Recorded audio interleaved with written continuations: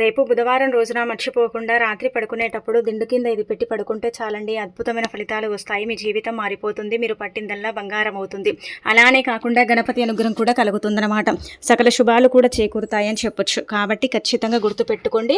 రాత్రి పడుకునేటప్పుడు ఏంటంటే కనుక దిండు కింద ఇది పెట్టుకోండి. అయితే రేపు బుధవారం గణపతికి అంకితం చేయబడే రోజు కదా, అందుకే మీరు ఏం చేయండి అంటే కనుక ముందుగా అండి ఉదయాన్నే లేచి ఇలా ఏంటంటే కనుక శుచిగా స్నాన కార్యక్రమాలు చేసుకుని ఇంటిని వాకిలిని శుభ్రం చేసిన తర్వాత గణపతికి ఏంటంటే కొబ్బరి నూనెతో దీపారాధన చేయండి. అలా చేస్తే గణపతి యొక్క అనుగ్రహం కలుగుతుంది.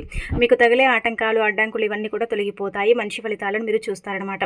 అలానే కాకుండా ఇలా చేసిన తర్వాత ముఖ్యంగా గుర్తుపెట్టుకోండి, ఇంట్లో గణపతిని పూజించిన తర్వాత తులసి మొక్క దగ్గర కూడా పూజ చేసుకోండి. ఇక అలానే కాకుండా ఏంటంటేనండి, మనం ఏంటంటే రాత్రి పడుకునేటప్పుడు మన జీవితంలో మనకు చెడు కళలు వస్తూ ఉంటాయి, అనేక రకాల సమస్యలు ఇబ్బందులు వస్తూ ఉంటాయి కదా, వాటన్నిటి నుంచి కూడా మనం బయటపడాలంటే తప్పనిసరిగా ఈ పరిహారం చేయాలన్నమాట.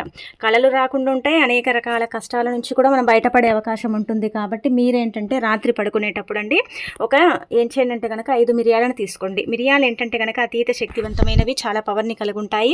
మన కళలు ఏవైనా సరేనండి, చెడుగా వచ్చినా, మన కళల్లో ఏదైనా ఇబ్బందికరంగా ఉన్నా, బాధలు మనం పడుతున్నా సరే 5 మిరియాలు తీసుకొని ఏంటంటే కనుక చక్కగా సంకల్పం చెప్పుకొని ఒక పొట్లంలో అంటే ఒక తెల్లని కాగితం తీసుకుని అందులో 5 మిరియాలు పెట్టి పొట్లం కట్టి దిండు కింద పెట్టి పడుకొని తెల్లారి లేచిన తర్వాత 5 మిరియాలను తీసేసి ఏంటంటే కనుక మీరు ఏదైనా ఒక చెట్టు మొదట్లో వేసేస్తే సరిపోతుందన్నమాట.